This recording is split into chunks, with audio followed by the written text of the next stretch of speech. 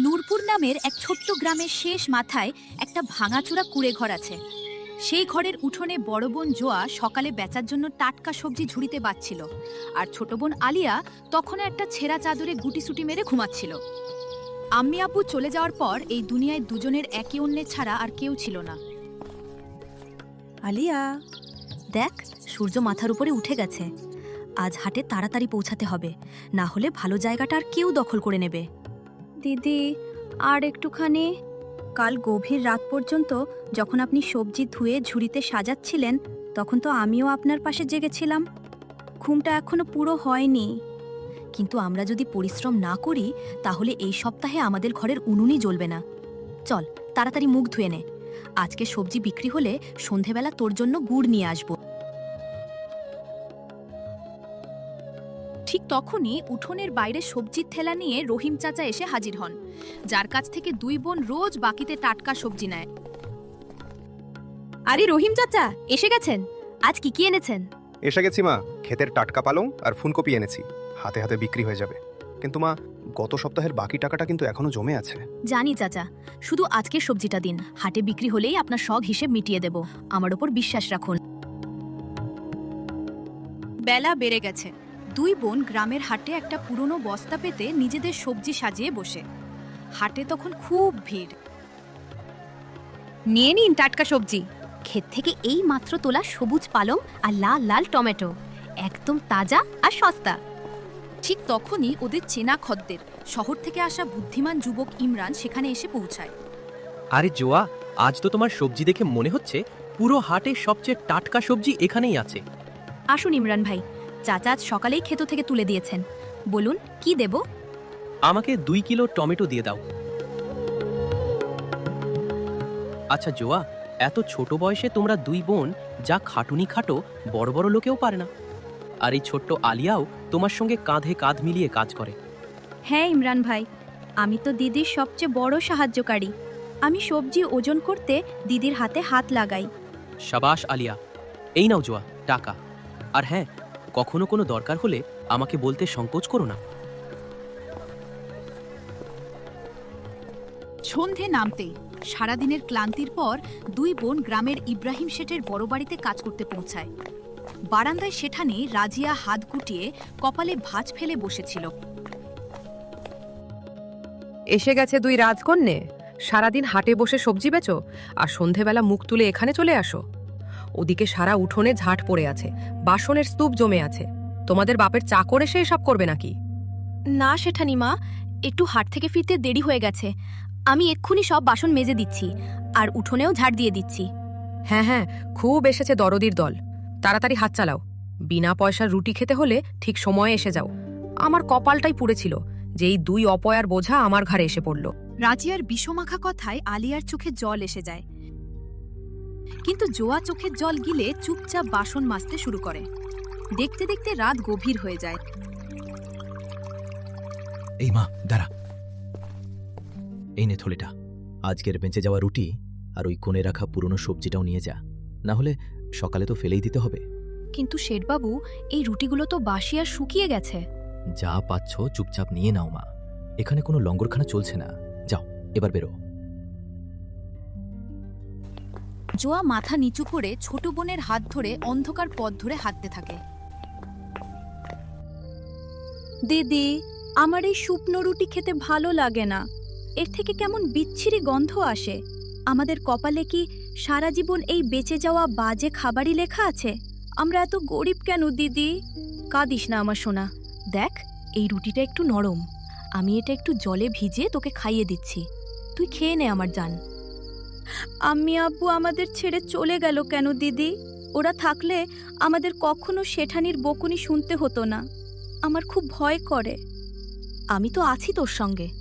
যতদিন তোর এই দিদি বেঁচে আছে, তোর ভয় পাওয়ার কোনো দরকার নেই।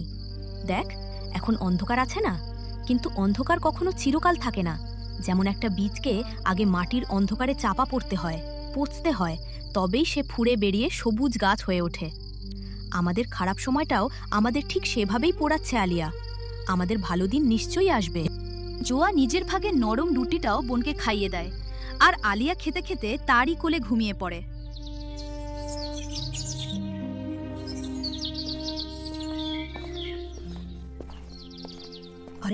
এই দরজার সামনে কে রেখে গেল টাটকা সবজি আর সঙ্গে আটা গুড়ের একটা ছোট্ট পুটুলি? আলিয়া, ও আলিয়া, একটু দৌড়ে বাইরে আয় তো। কি হলো দিদি, আপনি এত সকালে কেন অস্থির হয়ে পড়েছেন? এই দেখ, রাতে তো এখানে কিচ্ছু ছিল না। এই টাটকা সবজি, এই চাল ডাল কে রেখে গেল? আরে বাহ দিদি, এই ফুলকপিটা তো একদম টাটকা। এবার তো আজ আমাদের বাজার থেকে কিছু কিনতেও হবে না। কিন্তু রাতের অন্ধকারে আমাদের এই ভাঙা ঘর পর্যন্ত কে আসতে পারে? রহিম চাচা নয় তো? রহিম চাচা তো নিজেই কষ্টে সৃষ্টে সংসার চালান, উনি কেন আমাদের বিনা পয়সায় এত কিছু দেবেন? কেউ একজন আছে যে লুকিয়ে লুকিয়ে আমাদের সাহায্য করছে। যেই করুক, তার মনটা সত্যি অনেক বড়। অন্তত আজ তোকে সেই বাসি রুটি খেতে হবে না। বেলা বাড়ল, হাটে রোজকার মতো ভিড়। দুই বোন সবজি বেচছিল, কিন্তু ওদের মনে তখনও রাতের সেই অচেনা ফেরেশতার প্রশ্নটা ঘুরছিল। আলিয়া, আজ আবার সকালে দরজার সামনে একটু চাল আর ডাল রাখা ছিল। আমি তো বুঝতেই পারছি না এই অচেনা সাহায্যকারীটা কে। দিদি, আমার তো পাকা বিশ্বাস যে ওটা ইমরান ভাই। আপনি খেয়াল করেন না, উনি হাটেও তো আমাদের সঙ্গে কত ভালোবেসে কথা বলেন। পাগল হয়ে গেছিস নাকি? ইমরান বাবু শহরের পড়াশোনা জানা বড় মানুষ। উনি মাঝরাতে অন্ধকারে আমাদের এই ঝুপড়িতে কেন আসবেন? আর কিছু না জেনে কোনো অচেনা লোকের নাম নেওয়া ঠিক নয়। গ্রামের লোকে শুনলে শুধু শুধু কথা বানাবে। চল, চুপচাপ নিজের কাজ কর।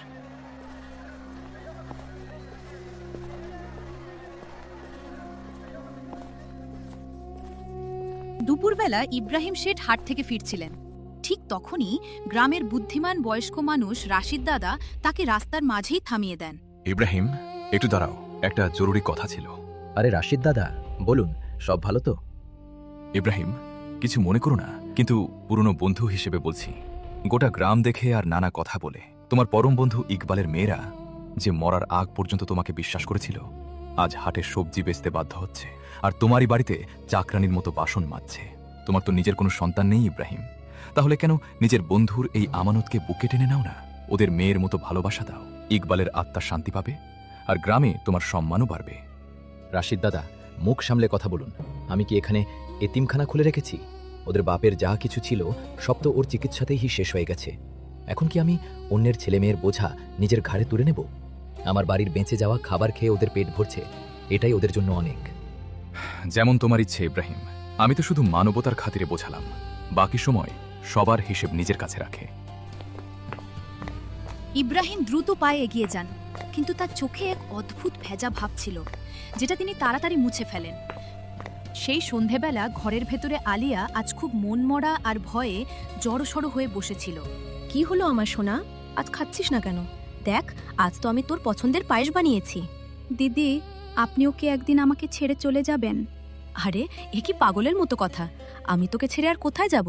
তুই ছাড়া এই দুনিয়ায় আমার আছেই বা কে? আজ হাটে এক কাকি বলছিল যে দিদি এখন বড় হয়ে গেছে, তাড়াতাড়ি বিয়ে হয়ে যাবে আর শ্বশুর বাড়ি চলে যাবে। দিদি, আপনি যদি সত্যিই চলে যান তাহলে আমার কি হবে? সেখানে তো আমাকে বাঁচতেই দেবে না। আমি আপনাকে ছাড়া এই ঘরে একা কি করে থাকব? আরে আমার পাগলি, তুই তো আমার নিঃশ্বাস। আকাশ ভেঙে পড়ুক বা মাটি ফেটে যাক, তোর এই দিদি তোকে কখনো একা ফেলবে না। আমার বিয়ে যেখানেই হোক, আমার আলিয়াও আমার সঙ্গেই থাকবে।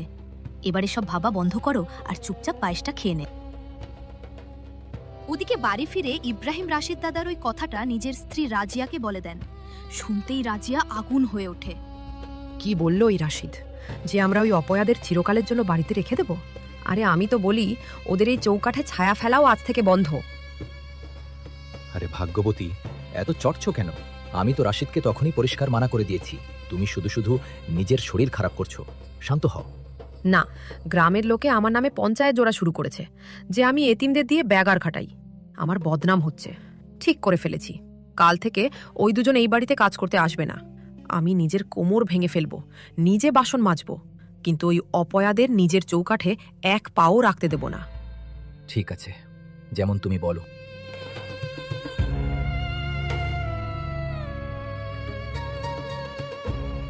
পরের দিন সন্ধেবেলা জোয়া আর আলিয়া রোজকার মতো কাজের জন্য বাড়িতে পৌঁছায়, কিন্তু আজ রাজিয়া চৌকাঠেই হাত গুটিয়ে চোখে আগুন নিয়ে দাঁড়িয়েছিল।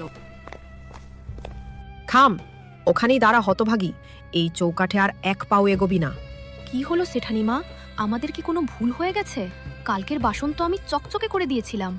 ভুল? তোমাদের দুজনের এখানে আসাটাই সবচেয়ে বড় ভুল। গোটা গ্রামে আমার নামে পঞ্চায়েত জুড়ছে।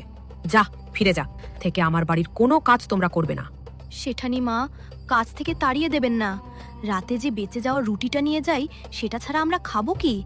আমরা যে না খেয়ে মরে যাব। তাহলে গিয়ে কোথাও মর।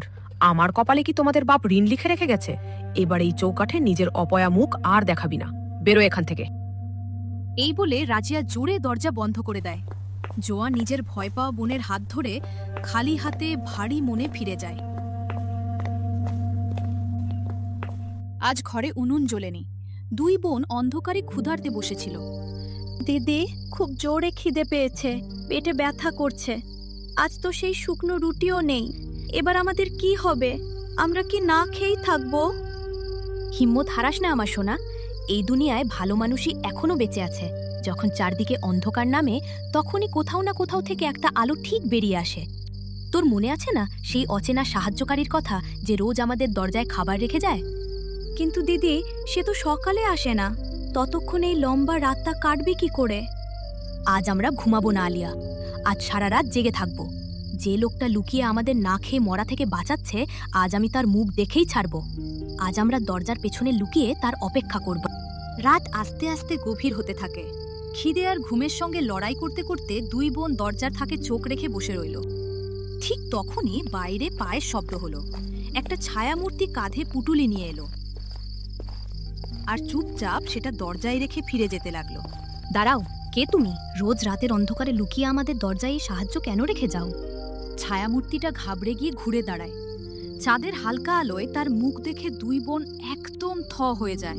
শেঠবাবু, আপনি আপনি এত রাতে চোরের মতো লুকিয়ে আমাদের জন্য খাবার আনেন? কিন্তু কেন? দিনের বেলা তো আপনার বাড়ি থেকে আমাদের ধাক্কা দিয়ে বের করে দেওয়া হয়। এই কথা শুনে ইব্রাহিমের চোখে জল উপচে আসে। তিনি সেখানেই মাটিতে বসে পড়েন। বছরের পর বছরের চেপে রাখা যন্ত্রণা আজ চোখের জল হয়ে বেরিয়ে আসে। যখন আপনি আমাদের ভালো খাবার দিতেই পারতেন, তখন সন্ধেবেলা ওই বাসি রুটিগুলো কেন দিতেন শেঠবাবু? দিনের বেলা এত ঘেন্না, আর রাতে লুকিয়ে আমাদের পেট ভরানো। আপনার সত্যিটা কি? আমাকে মাফ করে দাও আমার মারা। এটা কোনো লোক দেখানো নয়, আমার বড় অসহায়তা। আমি তোমাদের শেঠানির সামনে খুব দুর্বল। রাজিয়া যদি এতটুকুও টের পেত যে আমি তোমাদের সাহায্য করছি, তাহলে সে বিরাট অশান্তি বাঁধিয়ে দিত। কিন্তু শেঠবাবু, আমরা আপনার কি ক্ষতি করেছি? আমরা তো আপনার পর, তাই না? না আমার মা, তোমরা পর নও। তোমাদের আব্বু ইকবাল ছিল আমার পরম বন্ধু। মরার সময় সে আমার হাত ধরে কসম দিয়েছিল যে আমি তোমাদের দুজনের খেয়াল রাখব। কিন্তু আমি ভীতু বেরোলাম, নিজের স্ত্রীর সামনে হেরে গেলাম। সন্ধেবেলা যখন বাধ্য হয়ে ওই শুকনো রুটি তোমাদের হাতে দিতাম, তখন মনে হতো যেন আমার প্রাণ বেরিয়ে যাচ্ছে। তাই রাতের অন্ধকারে নিজের ঘর থেকেই চুরি করে তোমাদের খাবার দিয়ে যেতাম, যাতে আমার বন্ধুর মেয়েরা কখনো না খেয়ে না ঘুমায়। আমাকে মাফ করে দাও। ইব্রাহিমের কথা শুনে দুই বোনের মন গলে যায়। কিন্তু ঠিক তখনই পেছন থেকে রাজিয়ার কড়া গলা গর্জে ওঠে। বাহ, তাহলে এই খেলা চলছিল আমার আড়ালে? আমার সন্দেহ তো হয়েছিলই যে ঘরে চাল ডালে ভাগকে বসাচ্ছে। রাজিয়া, তুমি এখানে? আমার কথাটা তো শোনো। কি শুনবো? নিজের কামানো টাকা চুরি করে এই ভিখিরিগুলোকে খাওয়াচ্ছ? নিজের ঘর জ্বালাতে লজ্জা করলো না? শুনে রাখো, আজ শেষবারের মতো। এরপর যদি তুমি এই মেয়েগুলোর দিকে ফিরেও তাকাও, তাহলে আমি চিরকালের জন্য এই ঘর ছেড়ে বাপের বাড়ি চলে যাব। আজ থেকে এদের সঙ্গে আমাদের কোনো সম্পর্ক নেই। এই বলে রাজিয়া রাগে ইব্রাহিমের হাত টেনে তাকে নিয়ে যায়। অসহায় ইব্রাহিম মাথা নিচু করে চুপচাপ তার সঙ্গে চলে যান। আর দুই বোন সেই অন্ধকার রাতে আবার একা একা কেঁদে ফেলে।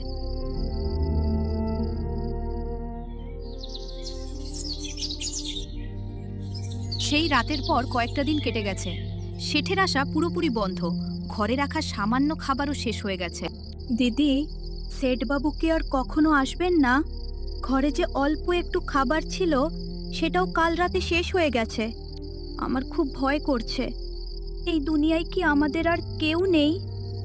তুই তো সেই রাতে দেখেছিলি শেঠানি কত রেগেছিল। শেঠবাবু আমাদের জন্য অনেক করেছেন, কিন্তু আমরা ওর ঘর ভাঙার কারণ হতে পারি না। আর রইল আমাদের কথা। তুই ভুলে গেছিস যে তোর এই দিদি বেঁচে আছে। এবার আমরা আর কারো দয়ায় বাঁচব না। কাল থেকে আমি নিজে ক্ষেত থেকে টাটকা সবজি এনে হাটে বেচবো, দরকার হলে মজুরিও করব।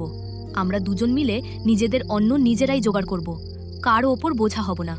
দেখিস, এই খারাপ সময়টাও তাড়াতাড়ি কেটে যাবে। সেই রাতে জোরে ঝড় বইছিল। ঠিক তখনই হঠাৎ ঘরের দরজায় খুব জোরে ধাক্কা পড়ে। তুই ভয় পাস না আলিয়া, এখানেই বস, আমি দেখছি। জোয়া দরজা খুলতেই সামনে ঘামে আর ধোঁয়ায় ভেজা কাঁপতে থাকা ইব্রাহিম দাঁড়িয়েছিলেন। জোয়ামা, সর্বনাশ হয়ে গেছে। বাড়ির গুদামে শুকনো খড় আর তেলের টিন রাখা ছিল। জোরে হাওয়ায় লণ্ঠন পড়ে আগুন দাউ দাউ করে জ্বলে উঠেছে। রাজিয়া ভেতরে জিনিস সামলাচ্ছিল, ঠিক তখনই ছাদের চাংড়ো ভেঙে পড়ে সে ভেতরেই আটকে গেছে। আগুন এত ভয়ঙ্কর যে গ্রামের কোনো লোক ভেতরে ঢোকার সাহস পাচ্ছে না। আমি কিছু বুঝতে পারছি না, তাই ছুটে তোমার কাছে এসেছি। আরে না, এ তো খুব খারাপ হলো। শেঠবাবু, আপনি কাঁপা বন্ধ করুন, সাহস রাখুন। শেঠানি মা আমাদের সঙ্গে যা করেছে সেসব পুরনো কথা। এই বিপদের সময় আমরা আপনাকে একা কি করে ছাড়ব? আলিয়া, তাড়াতাড়ি ওই ভেজা কম্বল আর জলের বালতিটা তোলো। চলুন শেঠবাবু, আমরা এক্ষুনি যাচ্ছি। শেঠানি মায়ের কিছু হতে দেব না আমরা।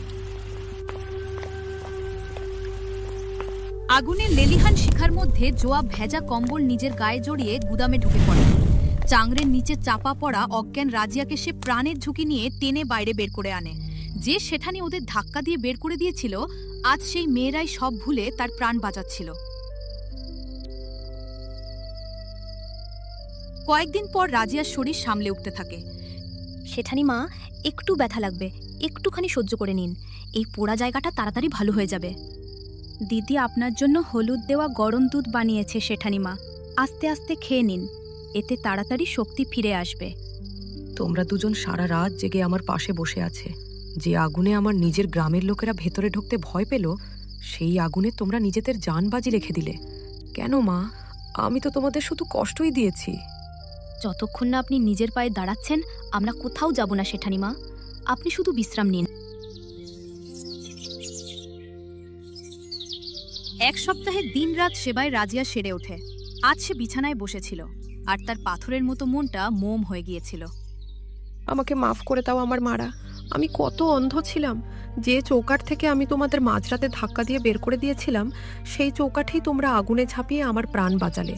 আমি তোমাদের শুকনো রুটির জন্য কাঁদিয়েছি, আর তোমরা আমার কষ্টে চোখের জল ফেলেছ। আমি সত্যি খুব খারাপ ছিলাম। কাঁদবেন না শেঠানি মা। যখন আম্মি আব্বু আমাদের ছেড়ে গেল, তখন আমরা আপনার মধ্যেই নিজেদের মাকে খুঁজে পেয়েছিলাম। আর একজন মা যদি ছেলে মেয়েকে বকেও দেয়, তাহলে ছেলে মেয়ে কি সেটা মনে রাখে? কত সরল তোমরা। আজ তোমরা নিজেদের ভালোবাসা দিয়ে আমার অহংকার ভেঙে দিলে। আমার নিজের কোনো সন্তান ছিল না, কিন্তু আজ তোমরা আমাকে মা হওয়ার অনুভূতি দিলে। এবার তোমরা আর এতিম নও, তোমাদের মা বেঁচে আছে। আজ থেকে দুনিয়ার কোনো শক্তি আমার এই দুই মেয়েকে আমার কাছ থেকে আলাদা করতে পারবে না।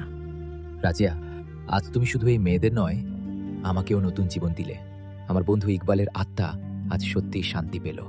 আজ এত বছর পর আমাদের এই ইট পাথরের বাড়িটা সত্যিকারের একটা ঘর হয়ে উঠল।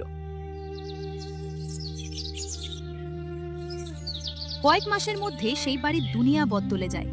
এখন বোনেরা হাটে সবজি বেচতে বাধ্য হয়ে নয়, বরং সব করে যায়।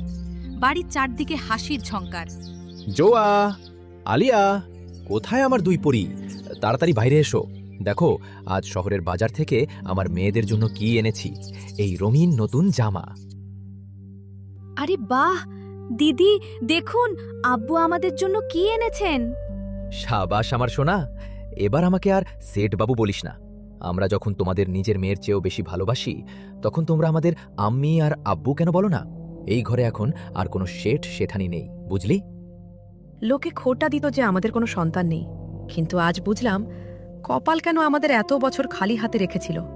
হয়তো সেই দিনটার জন্যই, যাতে ইকবাল ভাইয়ের এই দুই অমূল্য আমানতই একদিন আমাদের ঘরের আলো আর আমাদের বুড়ো বয়সের লাঠি হয়ে ওঠে। আজ সত্যি আমার ঘর পূর্ণ হলো। ঠিক তখনই বাড়ির দরজায় কড়া নাড়ে। ইব্রাহিম দরজা খোলেন। বাইরে রাশিদ দাদা আর ইমরান দাঁড়িয়েছিল। আরে রাশিদ দাদা আর সঙ্গে ইমরান বাবু, আসুন, ভেতরে আসুন।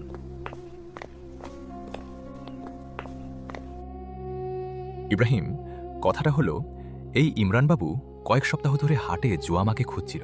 খুব অস্থির হয়েছিল যে সে হঠাৎ কোথায় চলে গেল। তাই আমি ওকে সোজা এখানেই নিয়ে এলাম। ইব্রাহিম চাচা, আমি জোয়াকে কড়া রোদে পুরো সততার সঙ্গে নিজের সংসার চালাতে দেখেছি।